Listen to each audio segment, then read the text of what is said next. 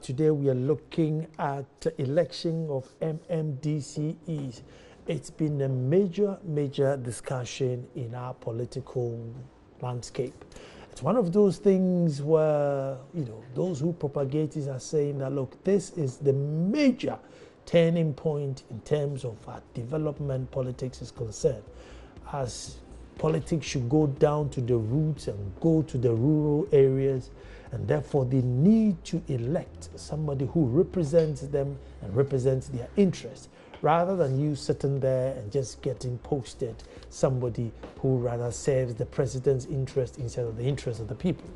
There are those who also think that, oh no, this is a dangerous floodgate. You don't want to open this tsunami, because then, it's going to be chaos, political. It's going to be, again, a moneycracy game going there, and probably those who have more money are going to get into office.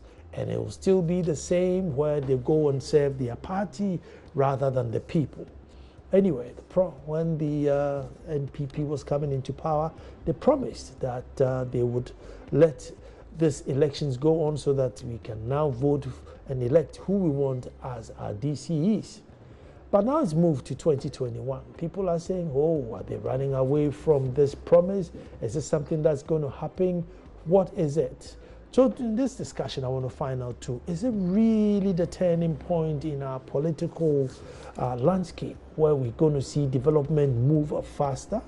Is it dangerous where we're going to now bring moneycracy into local governance, as we have seen in the presidential and the parliamentary elections? Well, we are yet to know. But in any case, it's moved to 2021. Why is that? Is this the best date, or should it come forward? We don't know. My name is Nana Sakwa IV, Chief of the Little Republic of Akwamu Edumasa. And when I come back, we are talking to a man who knows a thing or two about local governance. So go.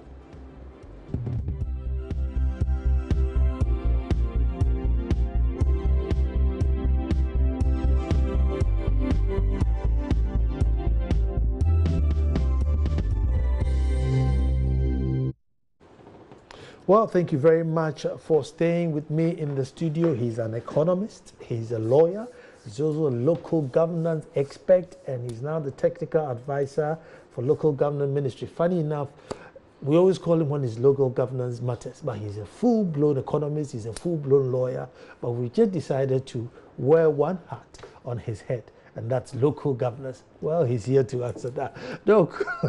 Funny enough, with all your hats that you wear, we always call you when it's local governance issues. I don't know why is that. Probably it's because of my background as a lawyer, and next year I'll be 20 years in local governance. I see. So yes, I'm a lawyer. I'm a chartered accountant. My specialization is political economy, but I believe in applying it to local governance. I see. So, well, then that's fine then. Look, 2021, is it a good date, bad date? What we say, why has it pushed, so far? Because I think somewhere this year there should have been arrangements so that, we start probably seeing posters and, trying to elect who's going to be a good DCE or MMDCE for us. So why 2021? Thank you very much. I think it's 2021 because of the things we need to do before MMDCs can be properly elected.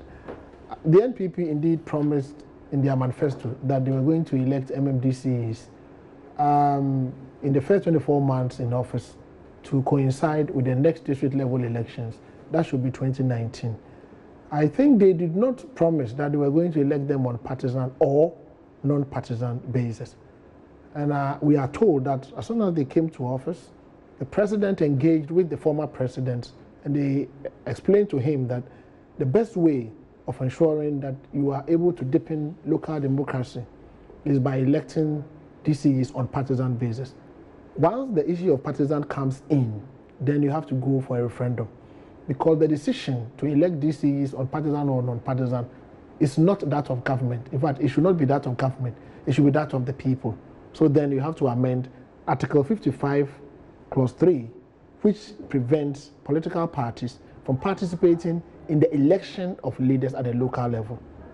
Now, once it goes like that, then it means they would have to change the dates. Why? Because the processes involved in amending Article 55.3 cannot be done within 2 years. One, what are these processes? The first one is that a bill of amendment would have to go to Parliament. If it gets to Parliament, the Speaker would have to refer this bill of amendment to the Council of State for advice. Council of State would have to give its advice within 30 days to Parliament. When it gets to Parliament, Parliament will then have to gazette it in its original form for 6 months. After the 6 months gazetting, Parliament 6 months. 6 good months. 6 good months. After the 6 months, Parliament would have to subject the bill of amendment to a referendum. It is not that we're going to go to the referendum. And you know the preparation that is involved, formulating the referendum question, carrying out the referendum, preparing the register. After the referendum, in fact, at the referendum, you need 40% of qualified voters to vote in that elections. To make it valid. To make it valid. Out of the 40%, 75% must vote yes, that they are in agreement that the amendment should be carried. Once this is done, it goes back to Parliament. When it gets back to Parliament, you also need 2/3 majority of Parliament to also push it through. Once we are able to get through with this one, it goes back to the President for the presidential assent. That is phase one. The second phase is then that we have to do sensitization and awareness raising on the new modalities for the election of MMDCEs before we come into application. So what it then means is that if we want to go along that tangent, then the most feasible date is 2021. Again, 2019 is not feasible because 2019 we are going to have the district level elections. And this is the first time we are electing MMDCEs. If you want to box it with the district level elections, you may not know the ramifications, so you may not want to try it. If you go into 2020, we are going to have the presidential and parliamentary elections. So it is also not a feasible date. Even if we are able to do it before 2021, it brings another legal and constitutional challenge. What it then means is that we are telling the president to sack all the current appointees. Remember, in law, they have a 4-year mandate. So curtailing their 4-year mandate before it expires in 2021 is also another constitutional challenge. Another reason why 2021 becomes a feasible date is that by 2021, the current crop of DCEs would have their tenure expired. We've gone through a presidential election. We may have a new government or not. Whichever government wins the elections, it gives the government the power to appoint new DCEs. So when you look at all of this, it tells us that the most feasible date is 2021, except that I think when the NPP was making that promise, they never took into consideration the fact that they were going to elect them on partisan basis. Wow. But, with the district local elections, I mean, wouldn't that be a perfect opportunity to add? That would be difficult because, one, the issue of the register, two, the issue of preparations. And every district level election comes with its own CI. So the constitutional instrument for a district level election would not have to change. And we said we are going to elect them on non-partisan or partisan basis. That on its own would introduce another controversy into the system. And we need time to sensitize people. And I'm sure that is why the Ministry of Local Government has started sensitizing people on the referendum. Because it will take not less than 1 year to sensitize people, for people to understand what is going to happen. So it would have been very difficult. But a good thing that I've heard is going to happen on the roadmap for the election of DCEs is that next year, 2019, they have slated this for the referendum. So next year, they'll do the referendum together with the district level elections. So then we've cleared one hurdle. Then after that, the next year will be the amendment proper. The following year, then they can do the election. Referendum as, number one, do you want to vote for your DC? Number two, do you want it on political, the referendum under Article 55.3 is, do you want partisan politics to be introduced into the election of local level leaders? At the moment, the Constitution precludes political parties from participating in the elections of local leaders. That is why assembly member election is non-partisan. But as soon as we subject it to a referendum, the referendum question will then be, do you want partisan politics to be introduced into local level elections? The answer is yes or no. If we vote yes, it means we have amended Article 55.3 to allow political parties to get involved in local level elections. So indirectly, assembly members can also go unpartisan as soon as we amend Article 55.3. I mean, but on paper, they are not partisan. On paper, but on the ground is a different story. So basically, it's like just stop being hypocrites. That's the reason why some of us would agree that we should go all out and make it partisan, because we are deceiving ourselves. On the ground, we know that some political parties hide behind candidates to support them. So if laws are made to reflect society or the situation on the ground, then why don't we ensure that the realities reflect in law by amending Article 55.3 and making sure that we introduce partisan politics in local level elections? Secondly, you see, we have a national level government that is supposed to supervise, that is supposed to support a local level election, local assembly. Now, that one is partisan, purely partisan. The president is elected by the people on partisan basis, MPs are elected on partisan basis. And if we are saying the local governments are microcosm of the national level, then the chief executive, who is like the local president, must also be elected on partisan basis. Assembly members, who are local parliamentarians, must also be elected on partisan basis, so that we can have a partisan national level institutions imposed on an equally partisan local level institution. But as it is now, we have a partisan national level institutions imposed on a seemingly non-partisan local level institution. And even the bit about chief executives being appointed by the president or nominated by the president and approved by the assembly members is something we have erroneously imported from the military era. Because under PNDC Law 207, 1988, when they introduced it, I believe that the military government then never wanted citizens to participate directly in the election of their leaders. So they introduced it in such a way that they will indirectly do that through the assembly members. Now we imported this concept into modern day democracy, and instead of us modifying it to give citizens the direct opportunity to elect their leaders, we are still keeping it in our books. And I think it is about time we hand over this power to the citizens. We are a very divisive people with regard when it comes to politics. Some say, oh, we will get there, we are slow, but you know, we are very divided. The system we have adopted now, the contemporary governance that we have now, even though people say, oh, the people understand what's going on, people understand what's going on, there are a great majority that's very confusing for them. Even the education you took me through now, to be honest with you, I'm blown away. Gazette for 6 months, go here, come here, do this, do that. You know, and I'm always in the media, you know, I'm rattling English like there's no tomorrow, and this is news to me. So I'm sure the average Joe, you know, in the Duma said this, but like, wow, what are you talking about? So if we now come and add the politics to the local governance thing, I mean, are we not just going to muddy the waters completely? No, you see, local democracy is local democracy.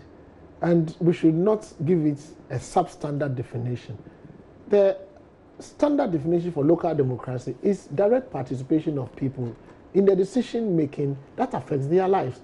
So I think we should bite the bullet. What we need to do more is to raise awareness. What we need to do more is sensitize and educate people. What we need to do more is to break down the technicalities so that the average person would understand it. That is why I think the Ministry of Local Government has developed a comprehensive roadmap up to 2021, leading to the election of MMDCEs, and they have started rolling it out. So I think if we continue in that regard, it will help us. But the one challenge that I've seen in our governance system is that we are not resourcing the appropriate state institutions to carry out this sensitization and education. NCCE, for instance, Information Service Department, they have a crucial role when it comes to civic education and even educating people about our governance system. But because those institutions are under-resourced, it's difficult for them to do it. So we leave it to one or two institutions and it never gets done. So I agree with you. But it is as if, should we wait for everybody to be enlightened or the awareness raised before we do the right thing? Or we do the right thing now and get the people involved and whip their enthusiasm? It's about us pushing the agenda, us identifying the issues as we've identified now, and then give people the opportunity to participate. If we don't give them the opportunity, they will never learn. If we don't give them the opportunity, they don't grow. And these are the people who grow to become presidents, who grow to become ministers of state. So if we don't pay attention to that level of government, then it means our future is very gloom, because we are not going to get the leaders that we need. So I think that, yes, it is a challenge, but we need to bite the bullet now and then know that we have a tall order by way of sensitizing people, and let us put in place the strategies to get them on board. Joining us on the phone is George Chebafo, who's a local governance expert too. George, you're welcome. Yeah, thank you very much, Nana. Great. Very interesting discussions going on, and I'm sure you have a great input. Local government elections have now been pushed to 2021. Are you of the view that it's a fine date, or you would have brought forward? Well, thank you very much, and greetings to your cherished viewers. Greetings to Dr. Eric Odru-Osai as well. Great. In my answer to this question, we would have to dovetail into the context of the discussion. Sure. First of all, we have to look at the manifesto of the MPP. The manifesto clearly states that within the first 24 months of the coming into office of the MPP administration, even the Ghanaians voted for them, they would initiate the process of getting MMDCEs elected through universal adult suffrage. The manifesto did not go further than this. But when President Akufo-Addo took office, I believe this year we all listened to his State of the Nation address, and when he got to local governance, what he said, and then relative to the election of MMDCs, what he said was that he had done consultations with all former presidents. He had also done consultations with political parties, as well as civil society and other critical stakeholders. So now he had come to the firm conclusion that the election of MMDC should be or shall be done or undertaken on partisan basis. So what I realized is that a new dimension had been added to the content of the manifesto. That is the election on the basis of partisanship. Indeed, if the president has stuck to the normal thing of electing MMDCs in tandem with the status quo of non-partisanship, he would have been able to do it even maybe by the middle of the year or at most by the end of the year. But my understanding is that after due consultation with all the critical stakeholders, the understanding, the new idea or the new paradigm is that we have to go partisan. Now, if we want to go partisan, then we need to do a lot, like Dr. Odru-Osai has elaborated. We have to, first of all, bring the citizenry on board to explain the dynamics, the content, the character of what ideas government have formulated towards the election of MMDCs on partisan basis, and then solicit their views on key issues. So the sensitization has started. Now, after the nationwide sensitization program, then they would have to put into effect a national stakeholder conference to look at the entirety of the views and concerns that have been raised or that have been captured by all Ghanaians. And then on the basis of that, the formulations will begin.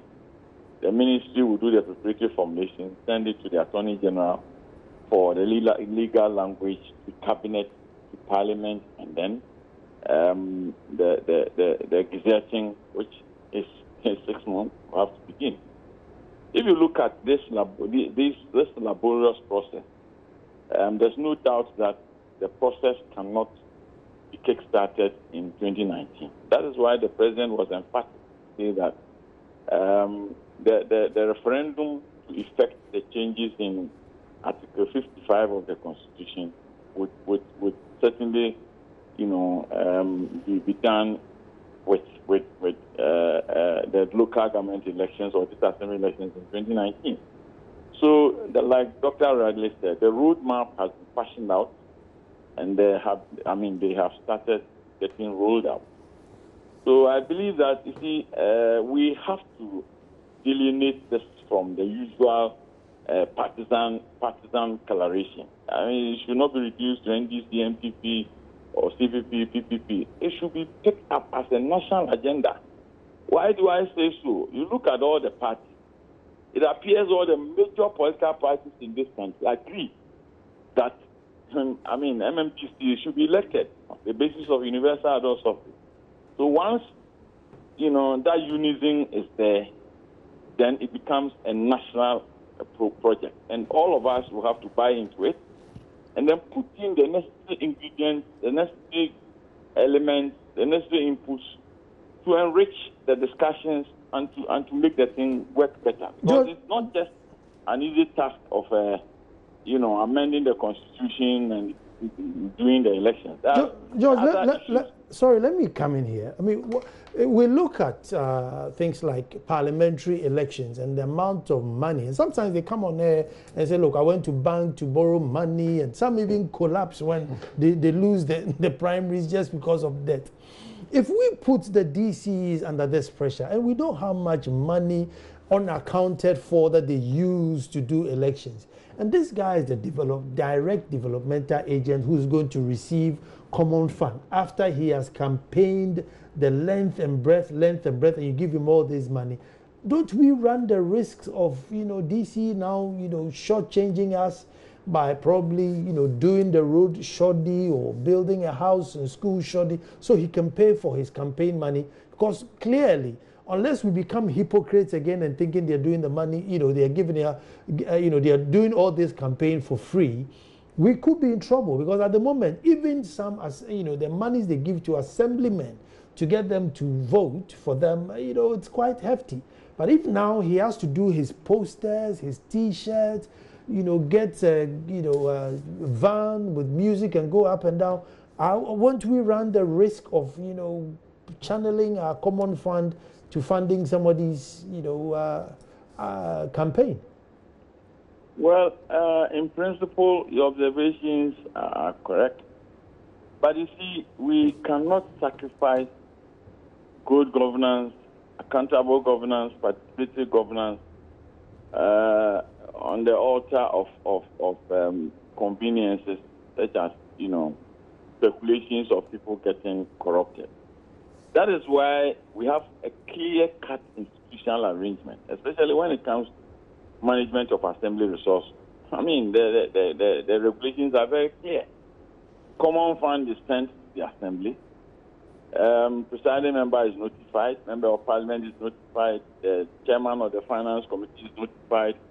And then, on the basis of that, the finance committee, together with the development planning committee, will look at the projects that have been earmarked,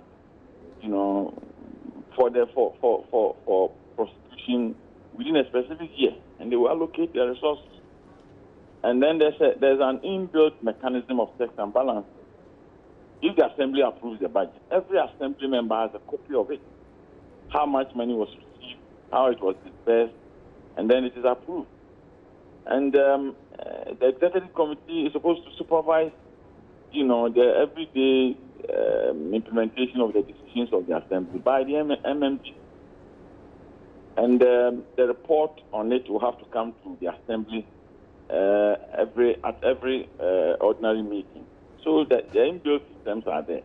We only have to ensure that the institutions, have the capacity to apply the inbuilt mechanism. George, that's very important. Thank you. Hold on. I want to put the same question to Dr. Drew, because that's my major concern. That, at the moment, when you become a DCE, you need to call your assemblymen in the area, and just like we pretend it doesn't happen, it happens everywhere. You have to pay all the assemblymen, and then they'll vote for you so that you become the DCE. But this time, this guy has to have his T-shirts, billboards, fried rice, name it. We've seen all sort of things with pictures on it. What are we going to do? Are we going to say, look, at the local level, no T-shirts, no billboards, no fried rice, just go door to door? What happens? Because these things will come at a hefty cost. And the DC is not going to let you have that, for free. Well, if it is partisan, then it's the duty of the political parties to make sure that their candidate wins. So they then bear that cost. But again, institutionally, what we need to do is to improve internal checks. and then make sure that checks and balances are working. At the moment, the chief executive does not sign check. They just approve warrant. So the checks are there. But the bit about the chief executive having his way under the current dispensation is the fact that they will some presidential support because of the perception or the impression. It is even a reality that they were appointed by the president, so they have the ear of the president. And so if they are elected, one, they lose that presidential backing. So they don't become that overall boss that they used to be. So you can get the checks and balances working. And with the political parties who may also want to showcase the point that their chief executive is working and delivering. So give us the power to govern you at the national level.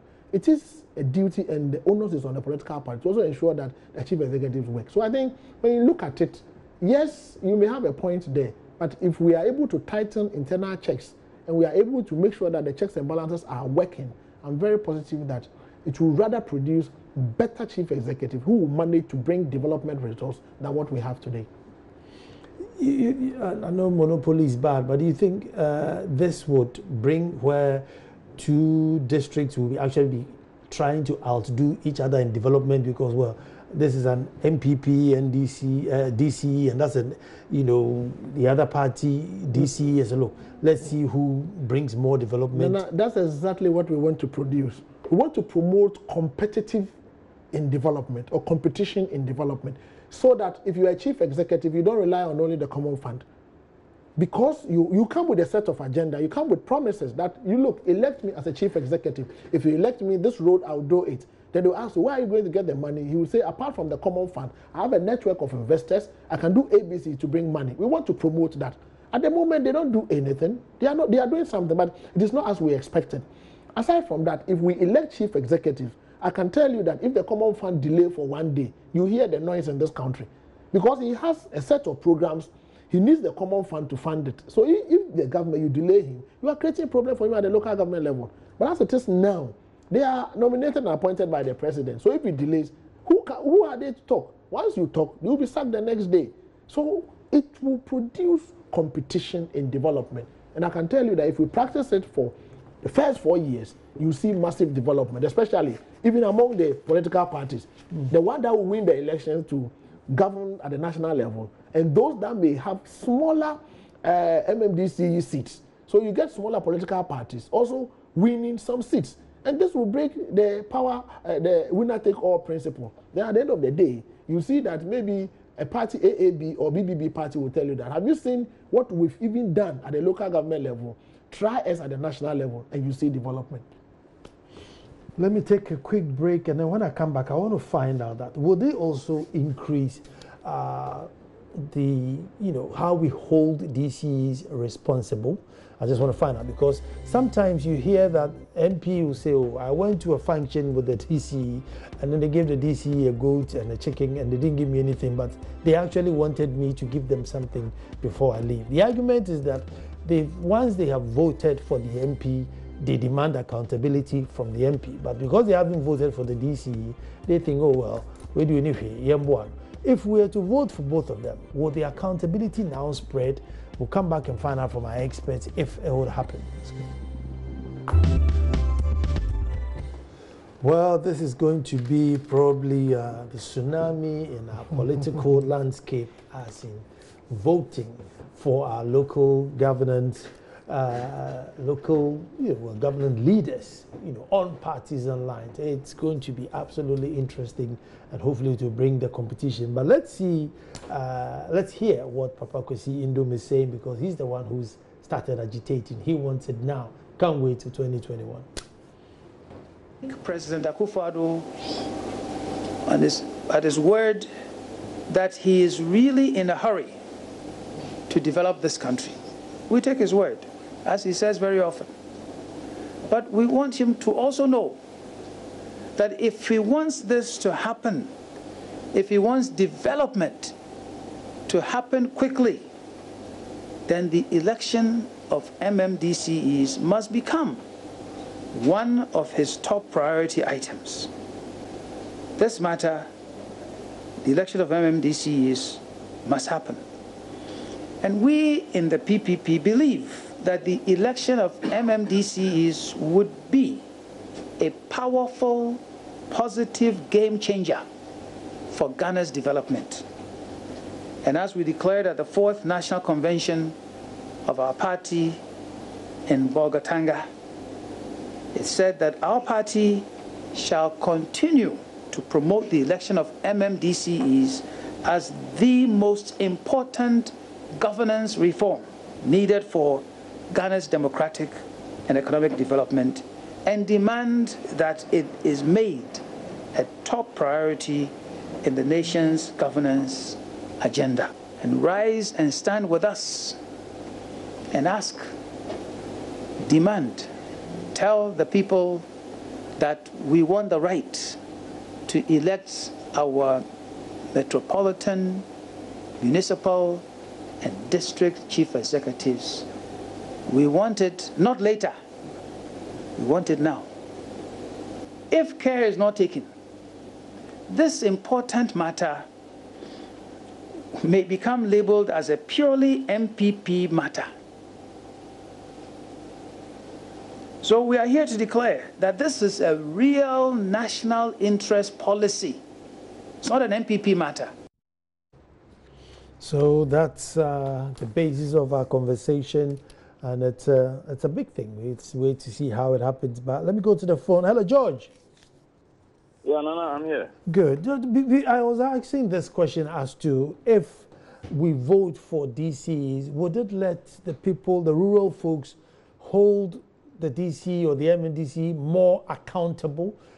Would it create that culture? Because we seem to demand a lot more from the MP, even though he's not a developmental agent. We want our roads from him, we want our schools from him, and we just bypass the DC. Once we have voted for the DC, maybe he will come around and make promises. Is it going to make us hold them more accountable, or it won't? I don't know. Well, no, I believe that the answer is even within your question and the follow-up analysis that you have done. The MP is not a development agent, and yet the people who want to hold him more accountable than the MMDC. The reason is simple, and it is that they cast their vote to elect the MP into Parliament. So they believe that they have a direct stake in his performance. That is why they want to demand development from him, even though he's not a development agent, as against the MMDC, who is the development agent. So now what's going to happen is that the MMDC is also going to be voted on. And if we do a lot more sensitization and capacity building on the part of the people, they'll be able to take the burden of development off the MP. And then the MP would have the opportunity of concentrating on his core function. Then the MMDC will now have to account for their stewardship at the end of every 4 years, just like the MPs. So I believe that if we elect them, the frontiers of accountability will even be further enhanced. And these are the more reasons why some of us have agitated over the years for their election. And that is a better option than we have now.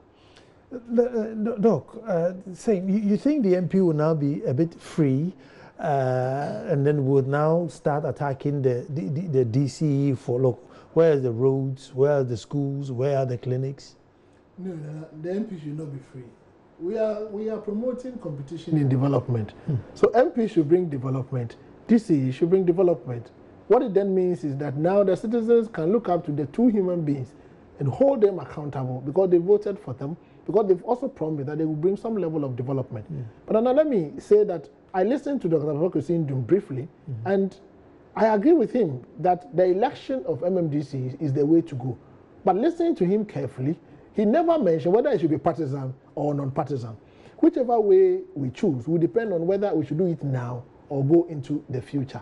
The good thing is that I think the NPP government has started implementing it with the sensitization, with the roadmap that they've developed. So what we need to do is to deepen the process and have them elected.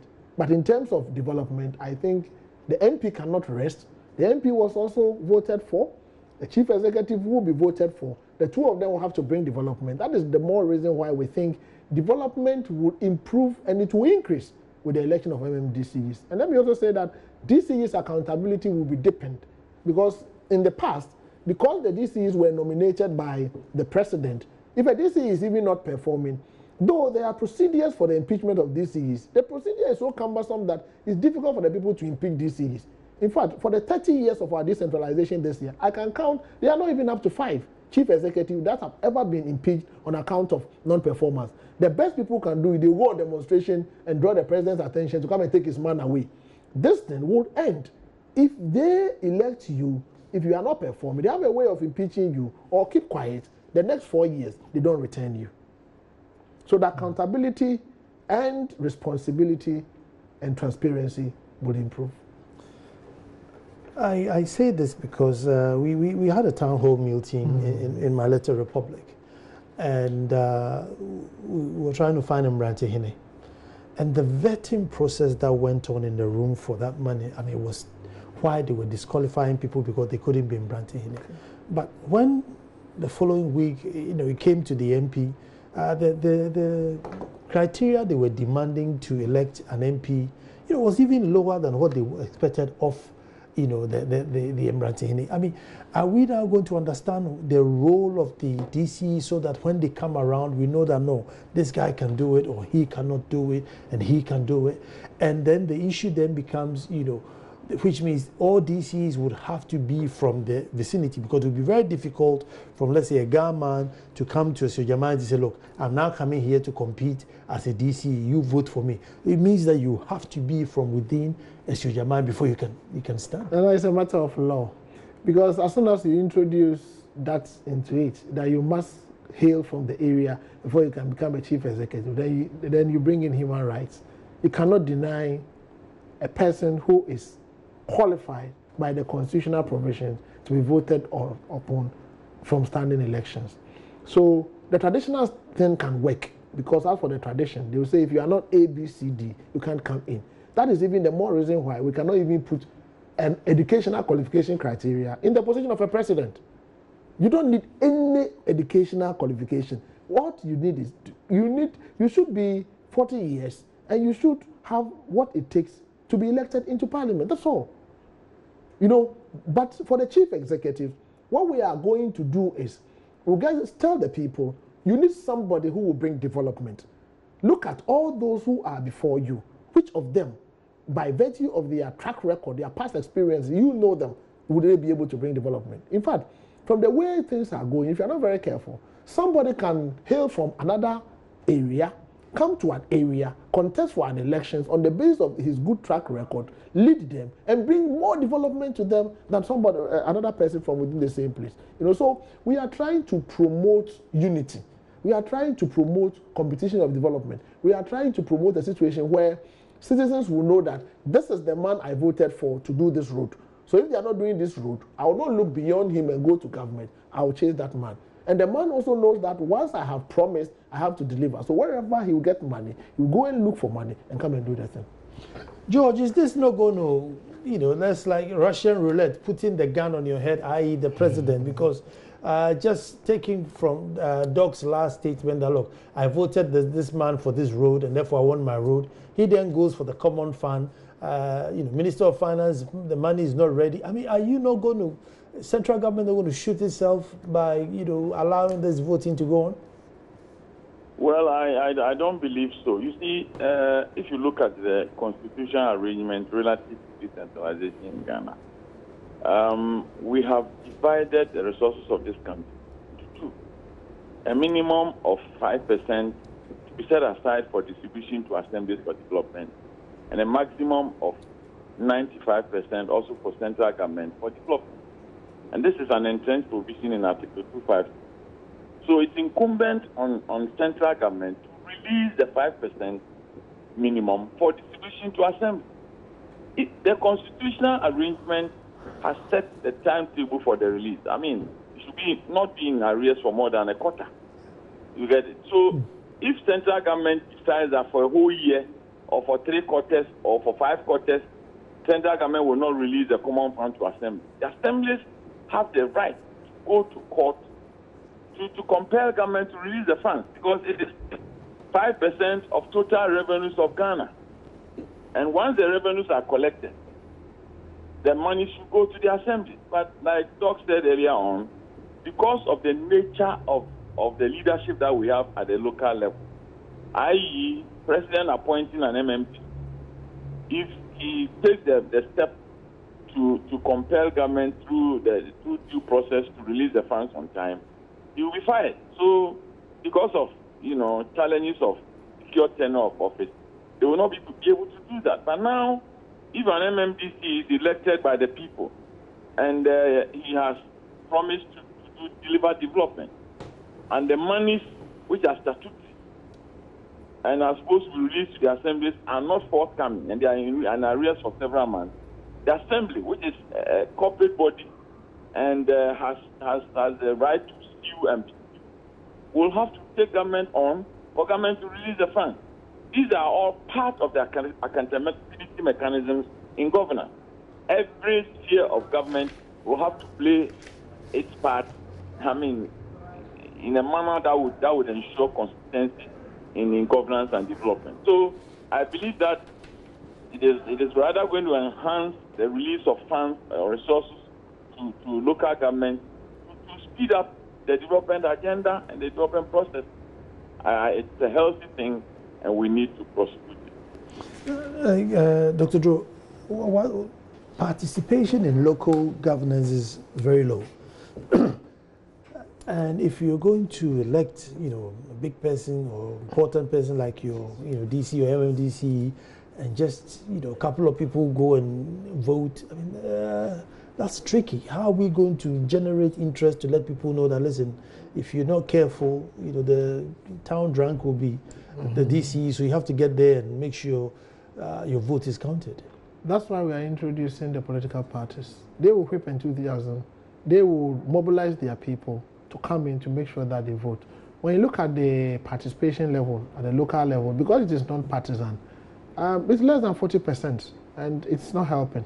But with the introduction of political parties, I'm sure this will improve.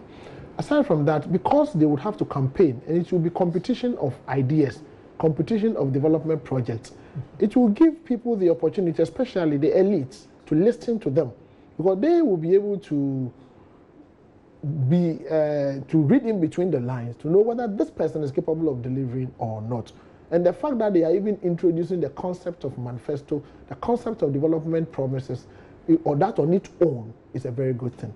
So I think going forward, if we introduce partisan politics, it will help us increase the participation in local level elections. Because I do not understand why people should be interested in electing somebody who will go to the national level than electing somebody who will bring development to that person. It's all because of the way we have explained, sensitized people, and sold our democracy to people. But now, if we tell them that the decisions about things that affect you is here, this chief executive is the one to bring the school, this is the one to bring the hospital, this is the one to build the road, you don't need to look further than that person. So make sure he is competent. Then you can get the person. Again, people say that would election bring the most competent person or the most popular person? Indeed, it is true that the election brings the most popular person, but that would depend on the caliber of people who constitute the electorate. And that is why we would have to build the capacities of the electorate. We have to raise awareness. We have to sensitize them for them to understand the duties and functions of a chief executive so that they will be well informed in making their choices on who becomes their leader, so that the election does not produce only the most popular person. It also produces the most competent person to bring development to the local people. George. Yeah, Nana. Do you see the trend changing where, every DCE wants to be an MP to every MP trying to be a DCE? Because, most DCEs now, as soon as they get in there, they try and get into parliament because it's sort of more secure. You can, you have an unlimited term so far as your people will vote you in. Do you see the trend changing because now he has access to the funds, rather than just some, MP's common fund, which he has even not got any access to? Do you see the trend changing where MPs more get into become a DCE? Well, Nana, certainly, I believe that if you look at the composition of Parliament from 1993 up to date, you would find a lot of MMDCEs who have shifted from that rule, contest for the position of MP. And that one, you see, I believe that it has not been fair over the period, because you have an MMDCE who has state resources. What I mean is that he has a free vehicle, he has his full vehicle is fueled freely by the assembly. He can move around at any time that he or she wishes, and then he will be campaigning and he will be building his popularity over the period. And because his tenure of office is not secured, the next 4 years, or even when he's getting to the end of his term, because he has a fixed term of 4 years. So by the end of his second term, which is the 8th year, he will be looking out for some place to move to, because he has built his political capacity. Then you want to unseat the MP and take over from him. That has been the trend. A lot of them have done so. But now, I believe that the laws that will be formulated would ensure that maybe the MMDCE would also not have a fixed 4-year term. They should be allowed to be voted on or voted for, at any point, to any length, provided the people want them to lead them in the district, so that they have a secured tenure of office, and then they wouldn't eye the seat of the MP. So the acrimony between the MMDCs and then the MP would whittle away, and I believe that we will have a lot of cooperation between the two key actors and development agents at the local level, so that development will be enhanced, democracy would also be enhanced, and then the people will experience a lot of goodwill. I believe that it is important to get people elected. George, but Anna, let me make a brief comment. Sure. On the issue of MPs as development. Who have been tagged as development agents. Mm-hmm. That thing getting minimized with the advent of the election of the MMD. If you look at our legal arrangement, MPs are not development agents, but because they are elected by the people, they will have to, at all costs, ensure that they win elections. So they will do a lot of promises. So if you recall, in 1994, when you were formulating the District Assembly Common Fund Act, there were a lot of back and forth between the executive and the legislature to ensure that a portion of the common fund is allocated to MPs to also undertake development. But if we are able to fashion out the arrangements effectively, MMDCs and the assemblies will take the full responsibility of development agencies. And then the MP will concentrate on his core functions. I believe that it is time we allow MPs to concentrate on their core functions. Of course, they would lobby for development for their district, but they will not directly get involved, because these things are very contentious. You have an MP who is, directly implementing projects, and then you have auditors also auditing the audit report, ultimately going to Parliament, and then the person himself who did the implementation sitting in Parliament to look at his own report. These are all issues that we'll have to contend. So if we elect them and the onus of development shift, or the focus shifts from the MP and is consolidated in the MMDCs and the Assembly, then the MP will have its peace, and then we'll be able to perform its traditional role. George, thank you very much for that insight and input. George Che for local governance expert. I'm taking a quick break, and then when I come back, run the app with Dr. Drew in studio to find out if now people will be queuing up at the DC's balcony for school fees, and because I voted for you, so now my funeral is due, my school fees is due. And should there be a term limit for the DC also? For us, it's good, we keep him in there, don't go.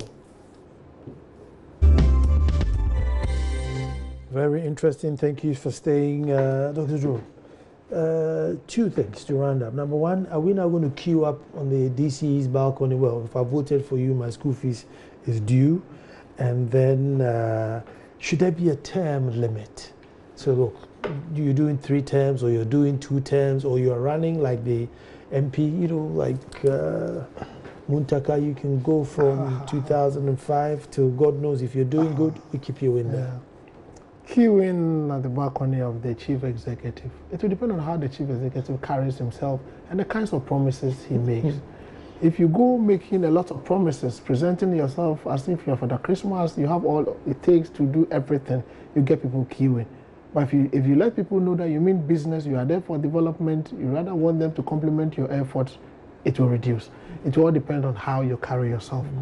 On the issue of tenure, my belief is that whatever is happening at the national level should be replicated at the local government level.